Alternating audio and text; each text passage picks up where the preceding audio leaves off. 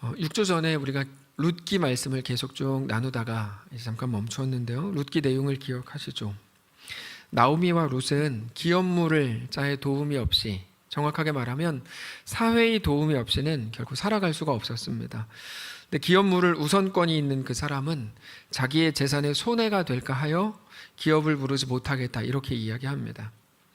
그렇게 소망이 끊어질 수 있었는데 그 손해를 보아스가 모두 담당하기로 하면서 모든 문제가 해결이 됐습니다. 이 땅에서 살아갈 소망이 없던 룻, 그리고 나오미의 가정에 꿈꿀 수 없던 인생이 이제 열린 겁니다. 그거는 단 한 번의 새로운 기회가 아니라 새로운 인생, 새로운 생명을 부여받은 것과 같습니다. 바로 이 부분이 아주 중요한 부분인데, 우리는 한 번의 기회를 새로 부여받았다, 그리스도인이 된 거에 대해서 이렇게 생각할 때가 많습니다. 하나님이 은혜 주셨다, 야, 내가 다시 한번 살아갈 기회를 주셨다.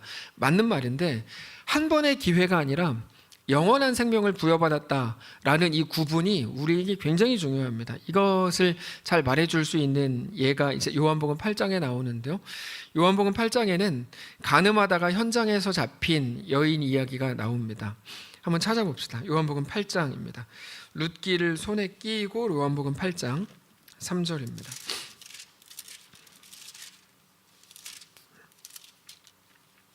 사실 광고를 통해서 그동안 6주 동안에 있었던 일들, 또 새로 돌아오면서 갖게 된 마음, 할 말이 너무너무 많았는데 일부 예배를 드리는데 김재영 집사님께서 기도하시는데, 기도하는 내용을 들으면서 어떤 생각이 들었냐면, 야, 이분들이 광고 들으러 왔냐? 이런 생각이 저에게 확 들더라고요. 제가 할 말이 정말 너무너무 많았는데 광고 들으러 온 게 아니라 하나님 말씀을 나누고, 어쩌면 우리 생애 마지막 예배일 수 있잖아요. 그래서 마음이 다시 비장해졌어요. 그래서 빨리 말씀을 전하자. 말씀이 가장 중요한 거지, 제 소식은 사실 그렇게 중요한 게 아니니까, 앞으로도 전할 일이 얼마든지 많으니까 오늘 말씀을 듣는 것, 전하는 것에 집중하려고 다른 소리 안 하고 그냥 말씀을 나누는 거니까, 오랜만에 만났네, 또 얘기도 해주고 막 그러면 좋겠다고 생각하시는 분들이 계시겠지만 말씀을 나누겠습니다. 8장 3절 제가 읽겠습니다. 서기관들과 바리새인들이 음행 중에 잡힌 여자를 끌고 와서 가운데 세우고 예수께 말하되, 선생이여, 이 여자가 간음하다가 현장에서 잡혔나이다. 모세는 율법에 이러한 여자를 돌로 치라 명하였거니와 선생은 어떻게 말하겠나이까? 그들이 이렇게 말함은 고발할 조건을 얻고자 하여 예수를 시험하니라. 그 당시에 이스라엘은 로마 식민지로 있었습니다. 그래서 사람을 처형할 권한이 로마에게 있었습니다.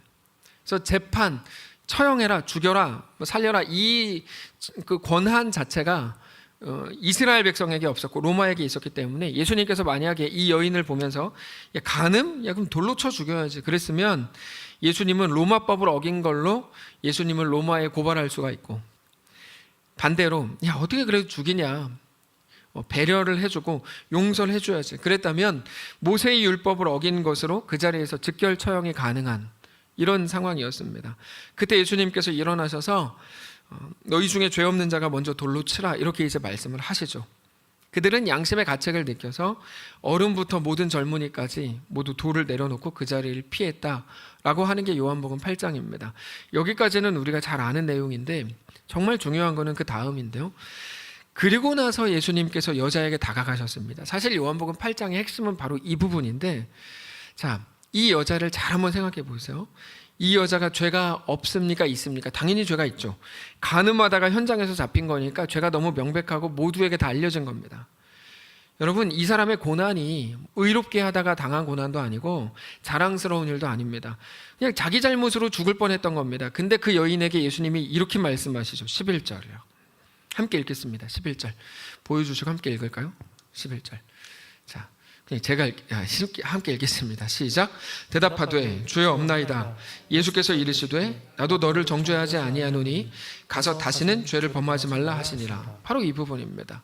저는 이 부분이 늘 감격스럽습니다. 감격스러운 이유는 예수님은 저 말씀을 언제나 하시고 누구에게나 하시는데, 저 말씀을 들은 그 여자가 어떤 여자라냐 하는 사실을 기억할 때 감격스러운 거죠. 저 여자가 어떤 여자죠? 오로지 자기 잘못으로 인해서 전혀 자랑스러울 것 없는 고난이죠. 부끄러운 고난, 자기 잘못으로 인해서 죽게 된 사람을 예수님이 저렇게 구하셨다는 거야. 그리고는 가서 다시는 죄를 범하지 말라. 근데 바로 이 부분, 다시는 죄를 범하지 말라, 이 부분에 많은 사람들이 함정에 빠집니다.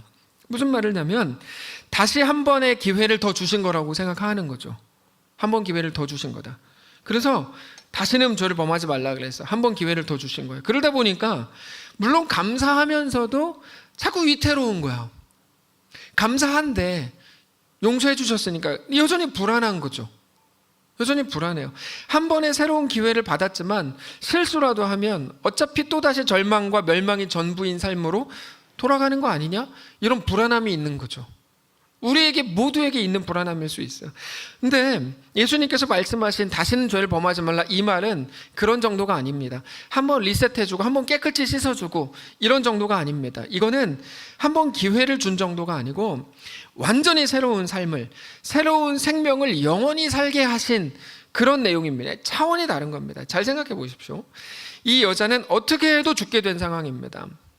예수님이 야, 모세 율법대로 죽여라. 그러면 예수님도 로마의 법에 고발되고 이 여자는 당연히 그 자리에서 돌 맞아 죽고, 반대로 예수님이 죽이지 말라 그랬으면 감히 네가 요새 모세의 율법을 어기다니 그러면서 예수님을 죽이고 그 여자도 같이 죽이고, 그러니까 예수님이 뭐라고 대답을 해도 그 여자는 죽는 거거든요. 근데 예수님이 어차피 죽게 된 이 여자를 살리신 거예요. 다시 말해서 이 사건의 본질은 죄 없는 자가 먼저 돌로 치라라고 하신 예수님의 지혜도 아니고 이 사람들의 어떻게 하면 예수님을 올무에 빠뜨릴 수 있을까 그러면서 가지고 나온 그들의 교묘한 잔머리도 아닙니다. 이 사건의 본질은 뭐냐면 너무나도 명백한 그 죄인, 그래서 지금 당장 죽어도 누구도 뭐라고 할 말이 없는데, 그 말은 그 여자를 살려줄 이유가 없는데 그런 여자를 예수님이 완전히 살리신 사건이라는 게 이 사건의 본질인 겁니다. 다시 한 번의 기회를 주신 게 아니라 아예 없던 생명을 완전히 새로 부여받은 게 사건의 핵심입니다. 근데 진짜 그렇습니다. 잘 생각을 해보시면 예수님이 이 여자가 뭐를 잘했다고 이 여자를 살립니까? 요한복음 8장을 보면 이 여자가 구원받을 이유가 어디 나옵니까? 하나도 안 나와요. 그런 게 어디 있어요? 안 나오죠. 우리는 근데 자꾸만 우리에게서 어떤 이유를 찾는 거죠. 내가 회개를 했어, 내가 믿었어, 뭐 이런 거죠. 내가 뭐 목사가 됐어, 뭐 이런 식으로 자기에게서 자꾸 구원의 이유를 어떤 식으로든지 만들어내고 싶은 거야.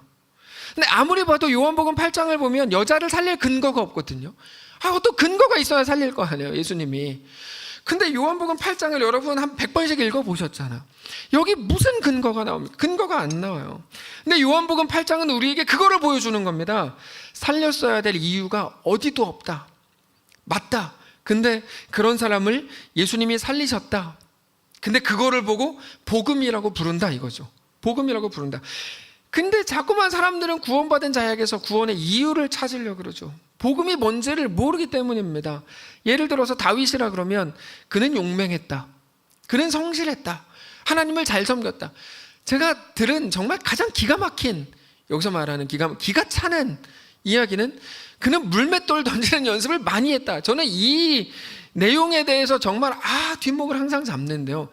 아니 어떻게 저렇게까지 신학이 부족하면 저런 걸 설교 시간에 얘기하냐? 이렇게 제가 항상 한탄하는 게 바로 그 부분인데, 별의별 이유를 어디서든지 찾아내고 싶은 거예요. 사람들은 하나님의 행하심은 깎아내고 싶은 거고 인간의 행함을 높이고 싶은 거거든요. 여러분 그건 아주 그냥 나쁜 겁니다. 아니면 이렇게까지 말해요. 다윗은 용모가 준수했다. 여러분 그게 구원의 이유가 되냐고요. 이게 말도 안 되는 소리지.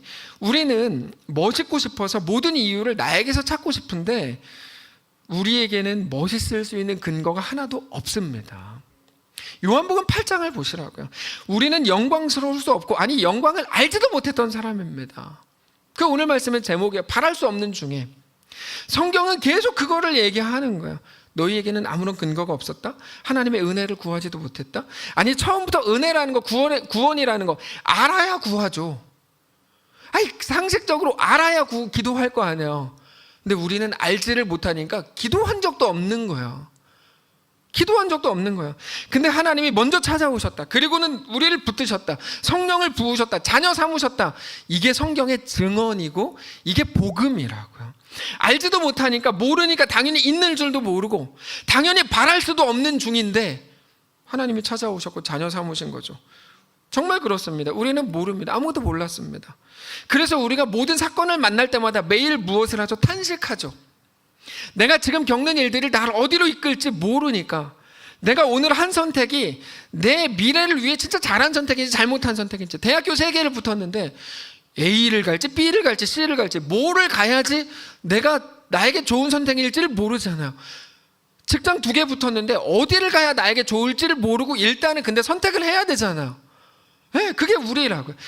아니면 아무런 의미도 없이 그냥 이 모든 것들이 잃어버리게 되는 멍청한 선택은 아니야? 우리는 늘 두렵고 캄캄하고 무섭습니다. 여러분, 알아서 결정한다고요? 아닙니다. 모르는데 모두는 결정을 해야만 되는 거예요. 근데 우리가 아무것도 모르는 그 순간에도 여전히 소망을 가지고 살아갈 수 있는 이유는 바로 우리 하나님이 우리 주인이요, 우리 왕이요, 우리를 사랑하시는 우리의 영원한 아버지라는 사실 때문인 것을 믿으실 수 있길 바랍니다. 1부 예배와 2부 예배는 다른데요. 2부 예배는 아멘이 있군요. 네, 아닙니다. 굳이 같은 교회끼리 굳이 제가 일부 욕할 필요가 없죠. 근데 어쨌든 그게 루시입니다. 몰랐는데, 여러분, 몰랐어도 하나님이 이끄시더라. 놀랍지 않아? 하나님이 생명을 주시더라. 그래서 루시 한 일은 뭡니까? 어안이 벙벙한 것밖에 없는 거죠. 그게 루시예요. 그리고 그게 우리들의 삶입니다. 요한복음 8장의 현장에서 가늠하다 잡힌 그 여인의 삶이었고, 오늘 본문에 나오는 나오미와 룻의 인생입니다. 13절입니다. 아까 손으로 이렇게 잡고 계시라 그랬는데 잡고 계셨죠. 13절 보시면, 이에 보아스가 룻을 맞이하여 아내로 삼고 그에게 들어갔더니 여호와께서 그에게 임신하게 하심으로 그가 아들을 낳은지라. 여러분, 룻이 처음부터 알고 있었을까요? 내가 나오미를 따라가면 이런 복을 내가 받을 수 있을 거야. 베들레헴 그거 알고 따라갔습니까? 어떤 빅피처, 큰 그림을 그렸습니까? 아닙니다. 룻은 아무것도 몰랐습니다. 그런데 하나님이 주신 은혜죠. 그럼에도 많은 사람들이 룻기를 보면서 자꾸 집중하는 게 룻의 어떠함에 집중하려고 하는 거예요. 그거는 굉장히 연약한 모습입니다. 가령 이런 겁니다. 룻은 시어머니를 잘 섬겼다, 성실했다, 모든 가능성을 열고 따라갔다. 결론적으로는 룻은 그런 복받을 점이 룻에게 있었다, 이 말 하고 싶은 건데, 성경은 오히려 그 반대를 말합니다. 아니다, 안 그렇다. 하나님이 주신 은혜다. 하나님이 룻기를 통해 우리에게 정말 말하려는 게 그겁니다. 룻은 몰랐다. 룻은 몰랐다. 몰랐다는 것은 상상할 수 없었다는 말이고, 상상도 조금이라도 뭔가를 알아야 하는 거거든요. 옛날 사람들은 달에 가서 사는 거를 상상조차 못했겠죠. 상상이라는 거는 뭐를 알아야 하는 거예요. 아무것도 몰라서 상상도 못하니까 기대를 못하고 바랄 수 없고, 그렇죠? 다시 말해서 여러분, 기도한 적도 없고 원한 적도 없고 꿈꿔본 적도 없는, 아무것도 모르는 사람한테, 다시 말해서 은혜가 뭔지 모르는 사람에게 하나님이 은혜를 주신 이야기, 그게 룻기입니다. 그게 룻기입니다. 기도할 수 없고 기도한 적도 없었다는 이 말이 전 너무 귀한 말이라고 생각합니다. 하나님의 은혜는 도대체 어디까지인가라고 하는 거죠. 우리가 바랬기 때문이 아니라 바라지 못했고 바랄 수 없는 중에 행하신 거죠. 여러분, 언제 예수 믿으셨습니까? 우리가 아무리 빨리 예수를 믿었어 봐야 지금부터 기껏해야 80년 전에 예수를 믿으셨습니까? 예수님은 2000년 전에 오셔서 죽으셨는데요. 우리가 알고 믿었을까요? 예수님이 오실 때 하나님은 우리를 창세 전에 택했다고 말씀하시죠. 우리가 말할 게 뭐냐는 거예요. 그래서 바랄 수 없는 중에가 늘 놀라운 고백입니다. 하나님은 룻을 그저 어안이 벙벙하게 만드셨고, 끝내 룻에게 남은 거는 감격과 놀람밖에 없게 하시는 방식으로 일하시더라.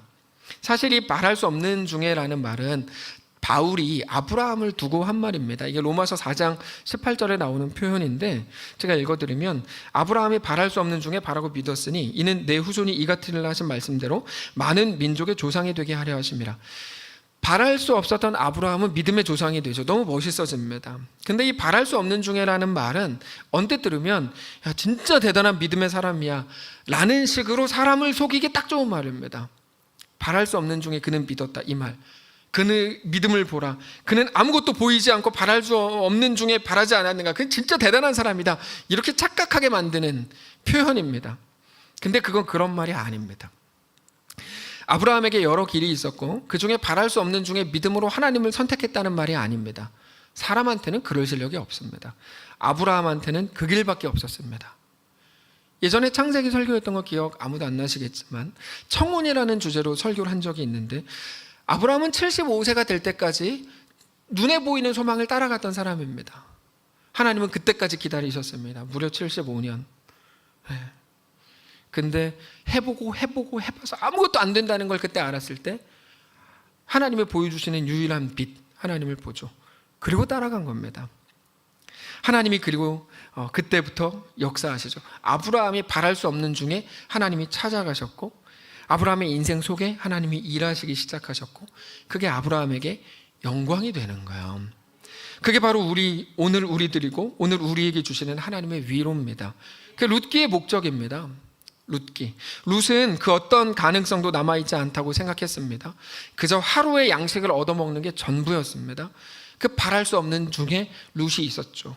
우리도 당당할 게 없습니다. 어떤 이유도 우리에게서 찾을 수 없습니다. 근데 하나님이 먼저 찾아오셨고, 우리가 원하지 않았는데, 원한 적도 없는데, 알지 못한 때 우리를 자녀 삼으셨습니다. 바랄 수 없는 중에 자기 실력으로 믿음을 선택한 사람은 한 명도 없습니다. 자기가 그렇게 선택했다고 말하는 사람을 제가 몇 명 봤는데 다 뻥이에요. 다 거짓말이에요. 그럴 수 있는 실력이 우리한테는 없어요. 구원받은 모든 성도, 100% 모든 성도들은 소망이 다 깨진 그 자리에서 하나님을 따라갔을 뿐입니다. 근데 하나님은 그것도 믿음이라고 해주시는 거고, 그거의 대표가 삼손입니다. 여러분, 삼손의 인생 다 아시죠? 부끄러울 것밖에 없는 인간, 삼손. 근데 그를 두고 히브리서에서 믿음의 사람이라고 하거든요. 거기서 이제 경악을 하는 거죠. 경악. 삼손이 믿음의 사람이래. 경악에서 멈추지 않고 소망을 갖는 거죠. 그럼 나한테도 믿음의 사람이라고 해주시겠네? 이거죠. 우리도 똑같거든요. 그게 명예입니다. 그래서 성도의 명예라는 이 말을 우리가 잘 정리해야 되는데, 성도의 명예는 성도가 무엇을 해서 만들어지는 게 아닙니다. 이거 많은 분들 오해하시니까 정리를 하고 갑시다. 성도의 명예는 사실 결정되어 있는 거예요. 무엇을 해야 명예로워지는 게 아닙니다. 우리는 이미 명예롭게 된 존재들입니다. 우리가 하나님의 자녀가 된 게 명예로운 겁니다. 왜요? 하나님이 우리 아버지라니까요. 더 이상 무슨 명예가 있어요? 무슨 명예가 있어요? 근데 우리는 이걸 자꾸 헷갈리는 거죠. 우리가 무언가를 해야 되고 만들어내야 되고 그래야 더 멋있어져야 우리가 명예로워진다고 많은 성도들이 여전히 착각합니다. 아침 경건회를 통해서 자신감에 대해서 말씀을 드렸는데, 우리 자신감은 뭡니까? 뭐 승진한 거, 뭐 좋은 대학 간 거, 돈 많이 번 거, 사업 성공한 거, 그거 아니라 그랬죠. 세상에 무언가를 가져서 생기는 자신감은 비겁한 거다. 그거 비겁한 겁니다. 왜요? 사실이 아닌 거를 마치 사실인 것처럼 꾸며내는 포장지에 불과하기 때문에. 그건 세상 사람들이 하는 일입니다. 그거는 금방 사라질 안개와 같습니다. 우리 자신감은 뭡니까? 오직 하나님이라 그랬죠. 오직 하나님이다. 우리 자신감은 오직 하나님이다. 하나님이 내 뒤를 봐주신다는 게 우리 유일한 자신감이죠. 무슨 자신감이 있어요? 유일한 자신감이 하나님이 내 뒤를 봐주신다는데, 이 표현이 여러분 가장 중요한 표현이에요. 하나님이 우리의 뒤를 봐주신다는 말은 우리 어떤 못남도 하나님이 가장 아름답게 만드신다는 약속을 두고 하는 말입니다. 그 사실 믿으시기 바랍니다. 우리 어떤 못남도 하나님은 가장 아름답게 만드실 겁니다. 그래서 하늘나라에는 쓰레기통이 없죠. 우리가 만든 모든 흑역사마저도 하나님은 그것이 일하게 하셔서 우리를 가장 존귀한 하나님 백성으로 삼으실 작정이니까요. 그건 성향의 문제가 아니라 그랬죠. 믿음입니다. 하나님은 내 모든 연약함과 부족함과 못남을 통해서도 놀라운 일을 이루신다. 그게 둘째 아들입니다. 아버지에게 못난 결정과 못난 요구를 합니다. 그렇게 허랑방탕하게 나가서 재산을 탕진합니다. 근데 하나님께서는 그때 비로소 세상의 본질을 보게 하시죠. 그의 못남이 일하게 하신 거예요. 세상은 죽이는 것밖에 없구나, 빼앗는 것밖에 없구나, 멸망시키는 것밖에 없구나. 그걸 깨닫고 나서 비로소 아버지의 집을 생각합니다. 전에 아버지 집에 살 때는 당연한 줄로 여겼고 깨닫지도 못했던 것들을 밖에 나가서 알게 됩니다. 세상에서는 실패를 그냥 실패로 끝나게 하고 부끄럽게 만들고 오히려 막 들추어내가지고 완전히 매장시키는 용도로 쓰지만, 하나님은 성도의 실패를 실패로 끝나지 않게 하시더라. 성도의 실패로 하여금 일어나게 하셔서 존귀한 열매를 맺게 하시더라. 그게 하나님의 신비고 우리가 가질 유일한 자신감이라는 거예요. 여러분 왜 그렇게 두려워하시고 뭘 그렇게 조마조마하셨습니까? 하나님, 그분이 나의 하나님이신 것을 아는 것이 성도에게 허락된 유일한 자신감이라는 거죠. 둘째는 몰랐습니다. 룻도 몰랐습니다. 우리도 몰랐습니다. 근데 모르는 그때에도 하나님은 여전히 우리를 붙들고 계신다는 거죠. 그게 우리에게 대한 오늘의 말씀의 가장 큰 위로요 소망입니다. 여러분, 우리는 알고 믿으셨습니까? 아니요, 우리는 모르고 믿었습니다. 우리가 모르던 때 예수님은 우리를 위해 오셨고, 우리가 모르던 때 우리를 위해 죽으셨고, 우리가 모르던 때 죽음에서 부활하셨고, 그렇게 우리를 영원한 사망의 권세, 죽음의 권세, 뭐를 해도 망하고 무엇을 해도 멸망이고 죽음이 끝이었던 우리 삶을 완전히 뒤바꾸셨습니다. 그래서 거기에는 우리의 자랑, 우리가 내세울 게 하나도 들어갈 틈이 없는 겁니다. 근데 그게 바로 우리의 명예입니다. 명예입니다. 그래서 이제부터 당당하게 말하세요. 나는 망할 자신이 없다라고 말하시는 게 맞아요. 망할 자신, 나는 지옥 갈 자신이 없다 이거죠. 저는 정말 그래요. 망할 자신이 없다 이 얘기를 하셔야 돼요. 물론 사업에 실패할 수 있죠. 근데 그 얘기 하는 게 아니에요. 망할 자신이 없다. 영혼의 관점에서 난 죽음에게 매장당할 자신이 없다 이거죠. 영원한 생명을 하나님이 주셨으니까. 우리 명예는 우리가 만들어내는 게 아닙니다. 우리가 바랄 수 없는 중에 하나님이 우리에게 만들어 주신 겁니다. 하나님이 우리의 자신감이고 그 사실로 우리는 이미 명예로운 자가 된 겁니다. 그래서 어떻게 하라고요? 이 한 문장이 중요한데, 그러므로 이제 명예를 위해서 사는 게 아니라 내가 이렇게 하면 명예로워지고 이렇게 하면 명예를 잃고, 그게 아니라 명예를 아는 자로 살라고 하는 게 성경의 도전이요 요구입니다. 명예를 아는 자로 살라. 사랑하는 성도 여러분, 바랄 수 없는 중에 우리를 자녀 삼으신 우리 하나님을 오늘 기억하셔야 됩니다. 우리가 얻은 구원이 무엇인지, 우리가 사랑하는 하나님의 사랑이 무엇인지 말씀을 통해 확인하셔야 됩니다. 그러면 명예를 아는 자로 사는 게 어떻게 하는 건가? 이것만 묵상하고 마치겠는데요.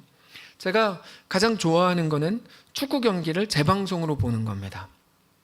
저는 축구 경기를 생방송으로 보기에는 가슴이 쫄려서 못 보고, 심장마비 걸릴까 봐 저는 잘 못 보고, 축구 경기를 재방송으로 보는 걸 아주 즐거워합니다.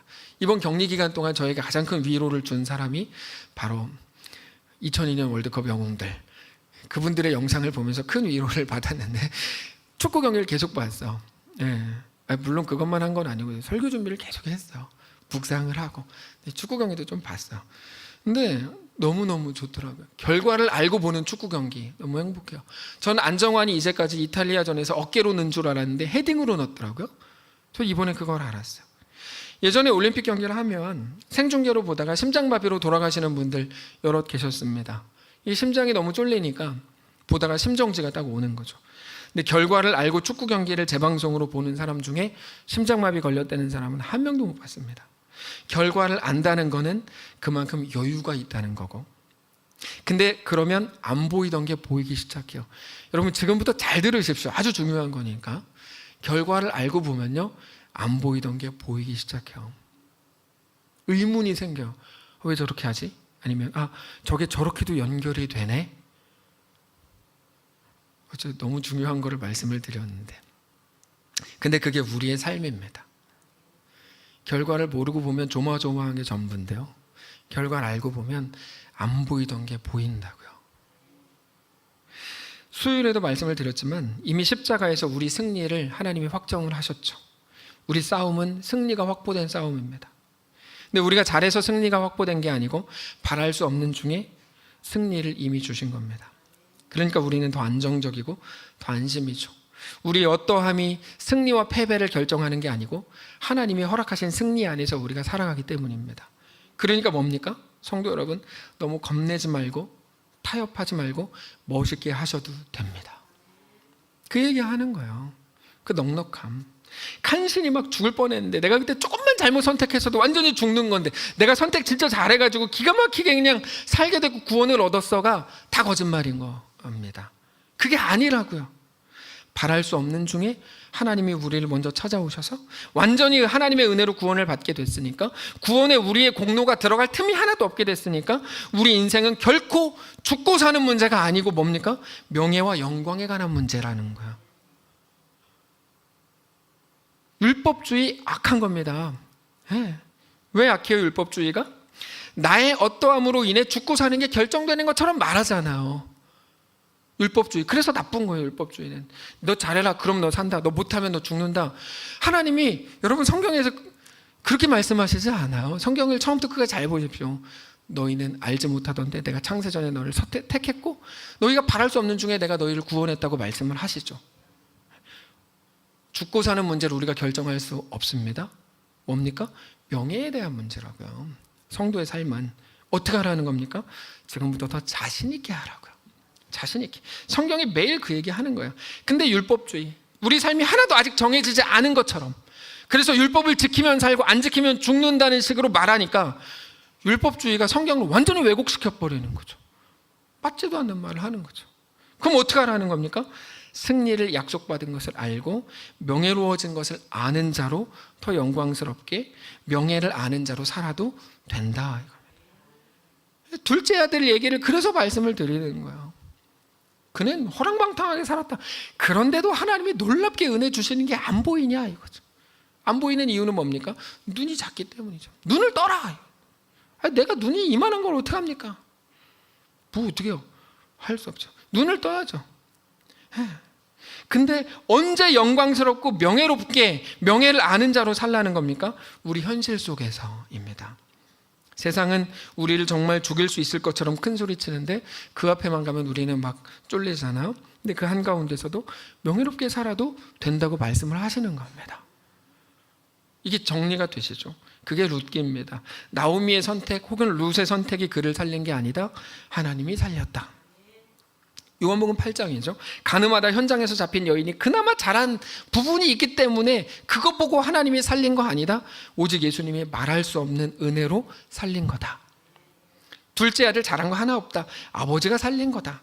그리고는 다시 한번 기회를 주신 게 아니라 아이의 아들로 받아준 거다. 그러니까 이제 테스트 기간이 아니고, 율법주의는 테스트 기간이거든요. 율법 기간, 테스트 기간이 아니고 죽고 사는 문제가 아니고 영원히 사는 걸로 결정 났으니까 이제는 구원을 아는 자로 오늘을 살라 이겁니다. 그게 우리의 승리요, 우리에게 주신 영광이요, 우리가 가진 명예라는 겁니다. 너무 깔끔하죠? 이 얘기 하시는 거예요. 그거를 지난주에 한 목사님께서 설교하신 겁니다. 그래도 된다. 이거 그래도 된다. 그게 명예로운 거다. 우리 로마서 12장 13절부터 21절까지 함께 읽고 마치겠는데 우리 한 절씩 읽겠습니다. 로마서 12장 13절 함께 읽겠습니다. 시작. 성도들의 쓸 것을 공급하며 손 대접하길 힘쓰라. 아까워하지 않아도 된다 그 말이에요. 14절 시작. 너희를 박해하는 자를 축복하고 저주하지 말라. 그래도 괜찮다. 왜요? 하나님이 하시니까 그 말이에요. 15절 같이 읽겠습니다. 시작. 즐거워하는 자들과 함께 즐거워하고 우는 자들과 함께 울라. 불안해할 필요 없다. 억울해할 필요 없다. 괜찮다. 16절 시작. 서로 마음을 같이 하며 높은 데 마음을 두지 말고 도리어 낮은 데 처하며 스스로 지혜 있는 채 하지 말라. 하나님이 높여주신다. 17절 시작. 아무에게도 악을 악으로 갚지 말고 모든 사람 앞에서 선을 하는 일 도모하라. 18절 시작. 할 수 있거든 너희로서는 모든 사람과 더불어 화목하라. 그게 영광스러운 거고 그게 명예로운 거다. 19절 시작.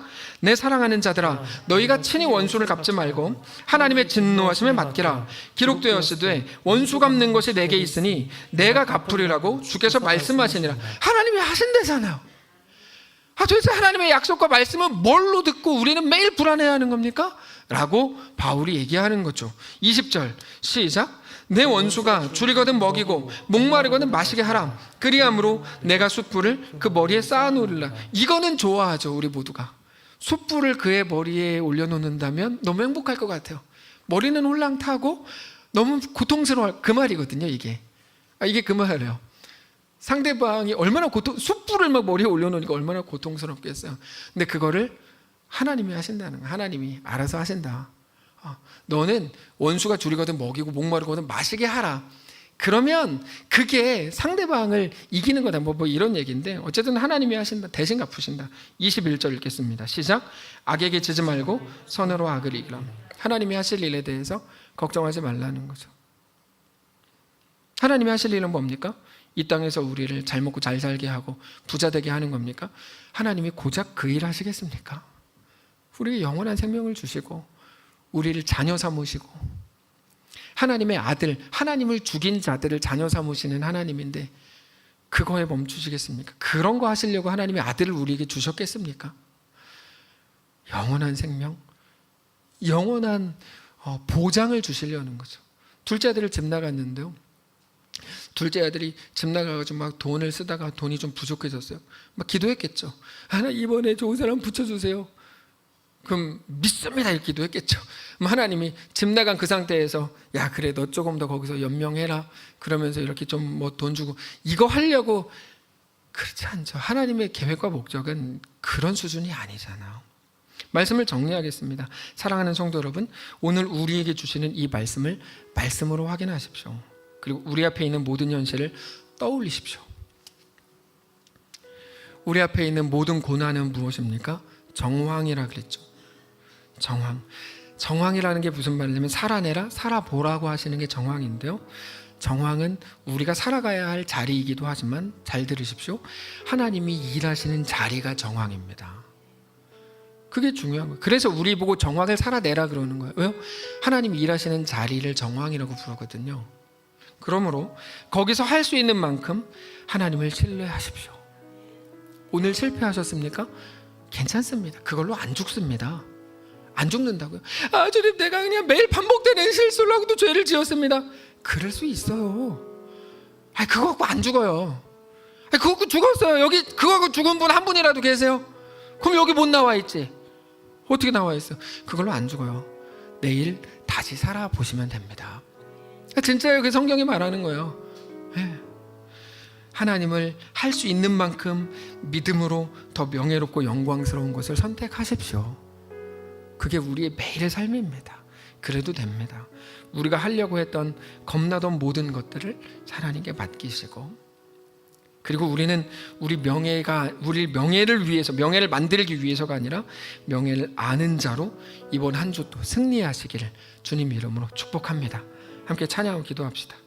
지나간 허물 어둠의 날들이 무겁게 내 영혼을 짓누르고 그렇게 참소해도 주여 우리를 외면치 마시고 약속된 구원을 이루소서.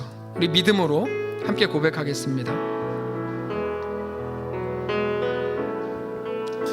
지나간 어둠의 날들이 무겁게 내 영혼 짓눌러도 오 주여 우리를 외면치 마시고, 주여 우리를 외면치 마시고 약속의 구원을 이루소서. 약속의 구원을 다시 한번 합시다. 지나간 허물 어둠의 날들이, 지나간 허물 어둠의, 요한복음 8장 그 여인의 고백 아니었겠습니까? 무겁게 내 영혼을 짓눌러도, 영혼 짓눌러도 오 주여 우리를 외면치 마시고, 주여 우리를 외면치 마시고 약속의 구원을 이루소서. 구원을 이루소서. 아멘. 그 선하님이 우리를 감싸시니, 그 선하님이 우리를 감싸시니 믿음으로 일어날 일 기대하네. 아멘. 주 언제나 우리와 함께 계셔. 하루 또 하루가 늘 새로워. 주께서 밝히신 작은 촛불이, 주께서 밝히신 작은 촛불이 어둠을 헤치고 타오르네. 우리 모든 흑역사를 헤치고 하나님이 허락하신 구원이 임합니다. 그 빛에 우리 모두 하나 되어, 그 빛에 우리 모두 하나 되어. 아멘. 온 누리에 비추게 하소서. 온 누리에 비추게 하소서. 그 선하님이 우리를 감싸시니, 그 선하님이 감사시니 믿음으로 일어날 기대하네. 주 언제나 우리와 함께 계셔. 하루 또한 우리 3절로 고백합니다. 이 고요함이 깊이 번져갈 때, 고요함이 깊이 번져갈 때, 저 가슴 벅찬 노래 들리네. 저 가슴 벅찬 노래 들리네. 다시 하나가 되게 이끄소서. 하나가 되게 이끄소서. 당신의 빛이 빛나는 이 밤, 내 빛이 빛나는 이 밤, 주 선하님이 우릴 감싸시니 믿음으로 일어날 일 기대하네. 아멘. 주 언제나 우리와 함께 계셔. 하루 우리 다 같이 눈 감고 다시 한번 고백합니다. 그 선하님이 우리를 감싸시니, 그 선하님이 우리를 감싸시니 믿음으로 일어날 일 기대하네. 아멘. 주 언제나 우리와 함께 계셔. 우리와 함께 계셔. 하루 또 하루가 늘 새로워. 또 하루가. 우리 믿음으로 다시 한번 고백합니다. 주 언제나 우리와 함께 계셔. 주 언제나 우리와 함께 계셔. 하루 또 하루가 늘 새로워.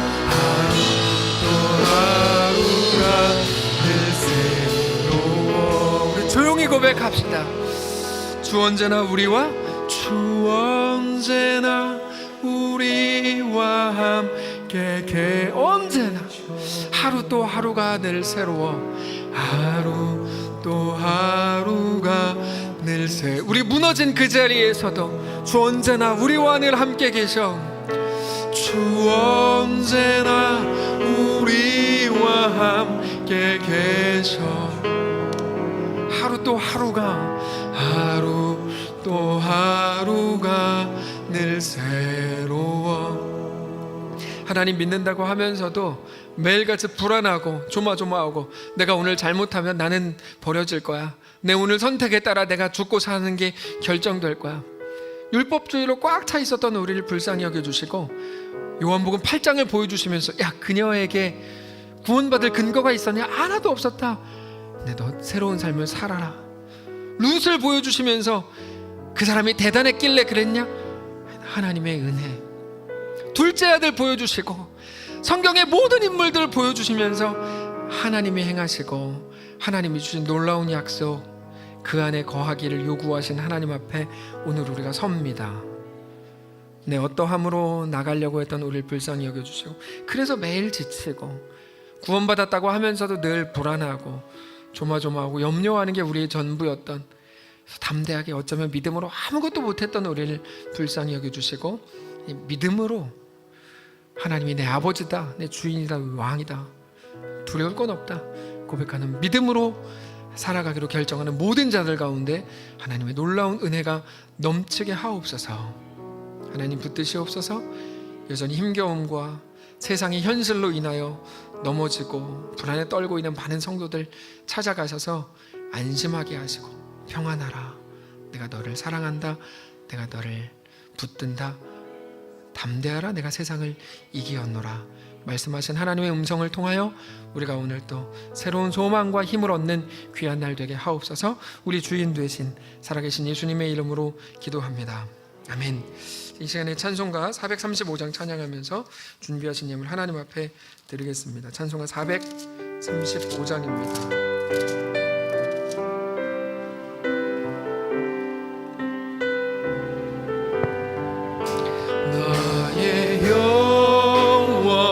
하신 길 생명보다 귀하다.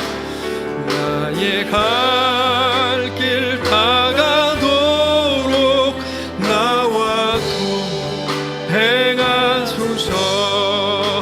주께로 가까이 주께로 가오니 나의 갈 길 다가도록 나와 행하소서. 아멘. 세상 복이 아니람과 세상 복이 아니람 모든 명예 버리고 험한 길 가는 동안 나와 행하소서. 주께로 가까이 주께로 가오니 나의 갈 길 다가도록 나와 내가 어두운 골짝 지나가며 골짝 지나가며 험한 바다 건너서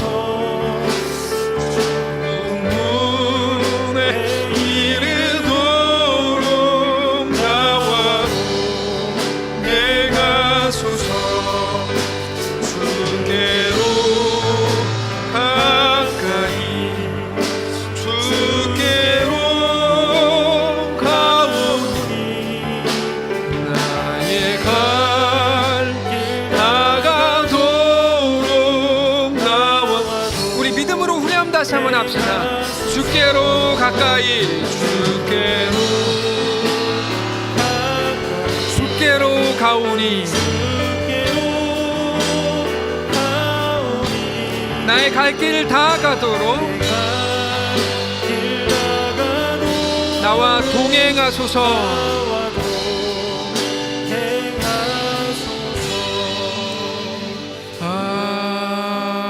아멘. 거룩하신 하나님, 우리 생사화복을 주장하신 하나님을 찬양하고 경배합니다.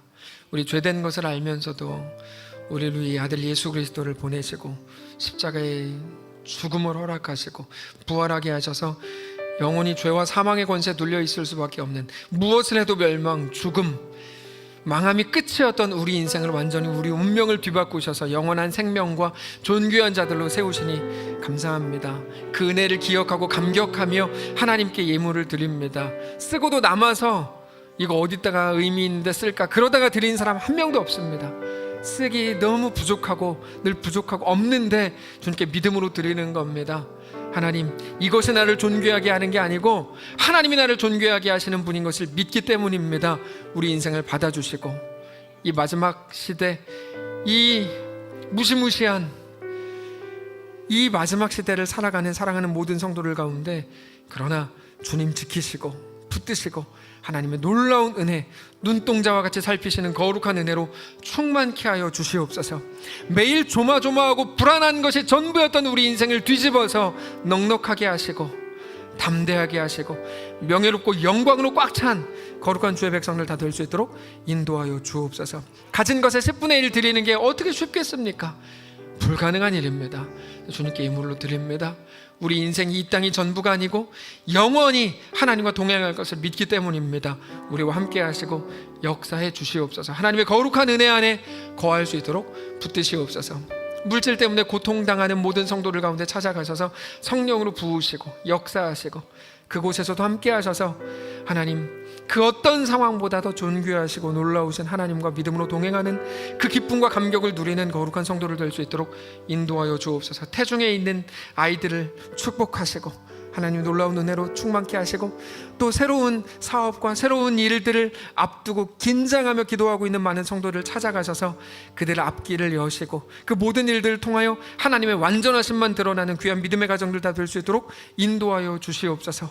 하나님 우리와 함께 하실 간절히 소원하며 살아계신 예수님의 이름으로 축복하며 기도합니다. 아멘. 이제는 우리 구주 예수 그리스도의 은혜와 하나님 아버지의 다함없는 사랑과 성령의 교통인도 역사 위로 함께 하시는 은사가 사랑하는 모든 성도들 이 자리에 있는 혹은 영상으로 예배하는 모든 성도들 머리머리 위에 그들의 가정과 그들의 직장과 사업장과 그들의 삶의 모든 터전 위에 살아가는 교회 위에 대한민국 위에 이제로부터 영원까지 함께 계실지어다. 아멘.